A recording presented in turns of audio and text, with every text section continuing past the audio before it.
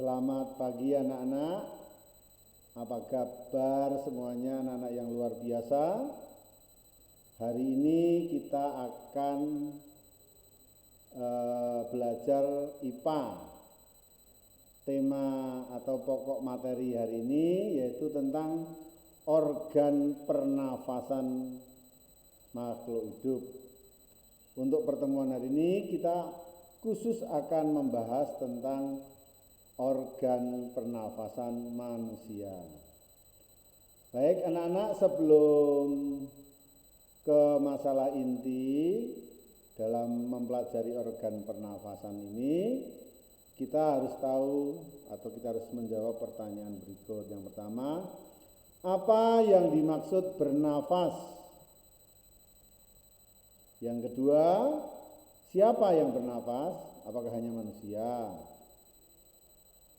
Yang ketiga, apa saja alat pernafasan pada manusia? Yang keempat, bagaimana proses pernafasan pada manusia? Dan yang terakhir, untuk apa manusia bernafas? Oke, pasti beberapa atau 5 pertanyaan itu kalian bisa menjawab, tapi cukup dijawab dalam hati.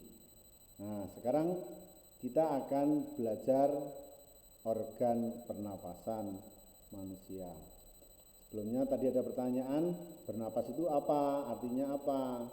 Bernapas adalah proses masuk dan keluarnya udara dalam tubuh makhluk hidup. Makhluk hidup yaitu manusia, hewan dan tumbuhan. Jadi selain manusia, hewan dan tumbuhan juga bernafas. Jadi pertanyaan yang tadi, apakah hanya manusia atau siapa saja yang bernafas? Ternyata bukan hanya manusia, bahkan tumbuhan juga bernafas. Khusus pada manusia, manusia bernafas itu menghirup oksigen atau O2 dan mengeluarkan karbon dioksida atau CO2 dan uap air. Maka kalau kita mengeluarkan napas, ada aroma yang berbeda yang tidak segar seperti saat kita menghirup. Karena CO2 itu udara yang sudah kotor. Dan kalau nafas kita pantulkan ke dalam cermin, maka cermin itu akan tampak berembun atau basah karena udara dari sisa pernapasan itu mengandung uap air atau H2O. Apa tujuan manusia bernafas? Yaitu untuk mendapatkan oksigen. Oksigen itu untuk apa? Oksigen itu untuk metabolisme dalam tubuh. Apa itu metabolisme? Metabolisme itu proses yang terjadi pada tubuh makhluk hidup. Kalau dalam tubuh manusia yang termasuk metabolisme itu ya bernafas, peredaran darah, pencernaan itu termasuk metabolisme. Khusus untuk bernafas, oksigen ini digunakan untuk membakar sari makanan. Artinya apa? Oksigen sebagai bahan bakar. Yang dibakar apa? Yang dibakar adalah sari makanan. Bagaimana cara membakarnya? Nanti di pelajaran selanjutnya di semester 2 atau semester 1 akhir, kalian akan belajar tentang pencernaan. Nah, dalam pencernaan itu akan diajarkan bagaimana sari makanan itu bisa dibakar oleh oksigen. Nah, khusus hari ini Pak Guru hanya menjelaskan bahwa oksigen itu untuk membakar sari makanan supaya bisa menjadi energi. Nah, ini gambar alat pernapasan pada tubuh kita ya. Lengkap ya, dari rongga hidung, rongga mulut. Artinya apa? Selain hidung, mulut pun bisa digunakan untuk bernafas, tapi dalam keadaan yang terpaksa, misalnya sedang kena flu itu rongga hidung kita tidak lancar menghirup udara, maka kadang kekurangan oksigen kita menghirup menggunakan mulut. Tapi organ pernapasan yang baik adalah hidung. Maka dari hidung di sini ada gambar faring, lareng, trakea, ada bronkus, bronkiolus, alveolus, ada diafragma. Nah, ini akan kita bahas satu persatu. Kita lihat organ pernapasan manusia. Ya, udara di sekitar kita hirup menggunakan hidung. Nah, rongga hidung, di dalam rongga hidung ini ada yang namanya bulu hidung, ada selaput lendir, dan ada saraf pembau. Kemudian tenggorokan atau faring. Yang ketiga pangkal tenggorokan atau laring. Yang keempat trakea. Yang kelima bronkus dan bronkiolus. Dan terakhir adalah paru-paru atau bagian paru-paru, yaitu alveolus. Kita lihat gambarnya lagi seperti ini. Nah, ini ya, prosesnya seperti ini gambarnya. Dari sini ya, masuk, terus diteruskan, sampai sini ada bercabang dua ke kanan dan ke kiri. Kita akan lihat satu persatu. Ini paru-paru kanan, ini paru-paru kiri, ya ada dua bagian. Ingat ya, udara itu ada di sekitar kita, ada di sebelah kanan, sebelah kiri, di atas dan di bawah juga ada ya, karena menempati seluruh ruangan. Nah, udara yang ada di lingkungan sekitar kita hirup lewat hidung. Mengapa lewat hidung? Tadi sudah dijelaskan, karena hidung yang terbaik untuk alat pernapasan. Karena di dalam rongga hidung ada selaput lendir. Jadi hidungnya ini, rongganya itu berarti lubangnya ini, ada selaput lendir, ada saraf pembau, dan yang tidak kalah penting adalah bulu hidung. Bulu hidung ingat berfungsi untuk menyaring udara kotor. Jangan salah ya anak-anak, kalau menjawab pertanyaan apa fungsi bulu hidung, ya yang sekarang kakak-kakak kalian yang sekarang sudah kelas 6 banyak yang menjawab untuk menyaring kotoran. Nah, itu salah. Yang benar apa? Yang benar adalah untuk menyaring udara kotor ya. Udara itu dalam lingkungan kita itu tidak seluruhnya bersih. Ada asap, ada debu, maka itu disaring menggunakan bulu hidung. Jadi udara kotor disaring menggunakan bulu hidung. Nah, ini ilmiah tapi tidak jorok ya. Maka selaput lendir tadi kadang mengeras. Yang kalian sebut apa? Ayo. Upil. Ya, ini enggak jorok karena ilmiah. Cuma bahasa ilmiahnya Pak Guru lupa ya kalau upil itu. Tapi itu merupakan kumpulan dari debu yang tercampur dengan lendir sehingga atau tercampur dengan ingus sehingga mengeras. Kemudian lanjut ya, dari lubang hidung, rongga hidung, di sini ada yang namanya apa anak-anak? Yaitu faring. Lalu faring itu apa? Faring itu sebenarnya pertemuan antara lubang hidung dan lubang dari mulut atau kerongkongan ya. Karena di dalam leher kita itu bukan hanya saluran udara tapi ada saluran makanan. Yang dari mulut itu membawa makanan, yang dari hidung sebagai saluran udara. Maka kalau kita sedang makan sebaiknya jangan berbicara. Mengapa anak-anak? Karena berbicara itu berarti kita terjadi proses keluar masuk udara, sedangkan saat menelan ini terbuka. Di dalam faring ini ada yang namanya anak tekak atau bahasa ilmiahnya epiglotis.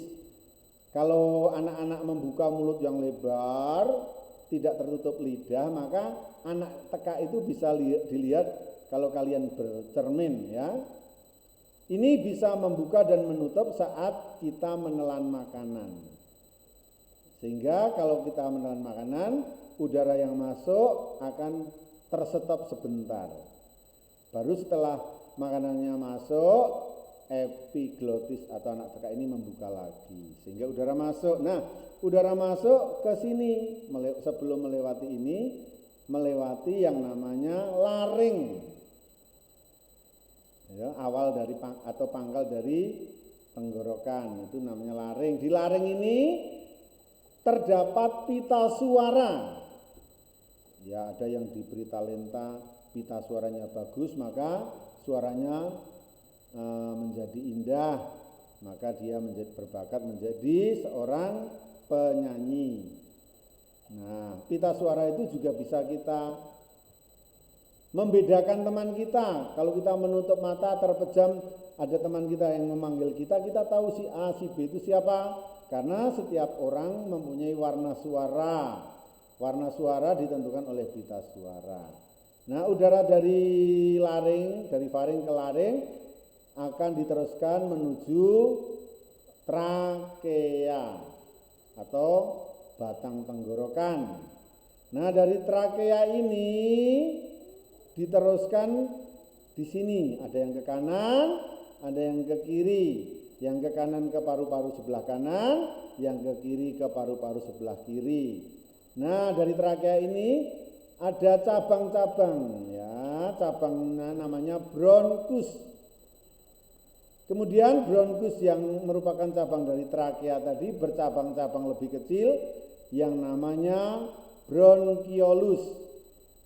Nah, ini di paru-paru kanan dan kiri juga ada bronkiolus.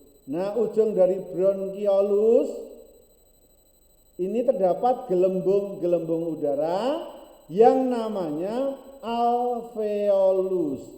Nah, inilah tempat terjadinya pertukaran gas. Gas apa? Gas oksigen ditukar dengan gas karbon dioksida. Atau udara yang bersih dari luar ditukar dengan udara yang kotor yang sudah digunakan untuk pembakaran.